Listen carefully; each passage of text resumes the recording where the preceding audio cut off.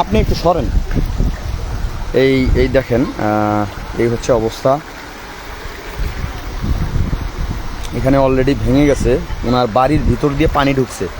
বাড়ির ভিতর দিয়ে পানি ঢোকার কারণে হচ্ছে কি, এই যে এই পাশ দিয়ে পানি ঢুকছে, যার কারণে কিন্তু দেখেন ওনার বাড়ির যে ঘরের যে জায়গাটা, সে ঘরটা এখান থেকে টান দিছে, কিন্তু ঘরের যে ভিটাটা সেটাও কিন্তু ভেঙে দেখেন পানি যাচ্ছে। এই হচ্ছে অবস্থা, এই হচ্ছে বন্যার অবস্থা।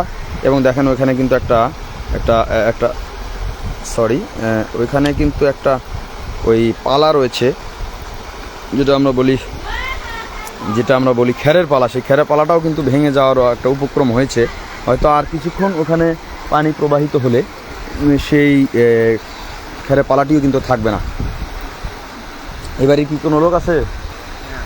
তুমি এবারে আচ্ছা, এই যে তোমাদের এখানে একটা ঘর ছিল না? জি না, উনি মহিলা মানুষ। এই ঘরটা অনেক আগে সরে নিয়ে গেছে। এই ঘরটা ভিড়াটা ছিল। ও, ভিটাটা ছিল, ভিটাটা ভেঙে গেছে। আচ্ছা আচ্ছা, তাহলে এরকম এখানে মাটি উঁচু ছিল না? এগুলো মাটি উঁচু ছিল না? এইরকম উঁচু ছিল। উঁচু ছিল এরকম না? সব নেমে গেছে মাটি? জি, দেখলেন, আপনার শুনলেন এই অবস্থা, সব মাটি এখান থেকে নেমে গেছে। তো যাই হোক, আপনারা, আমি আর লাইভটি খুব বেশিক্ষণ দীর্ঘায়ী করবো না, আমি এখানেই রেখে দিব।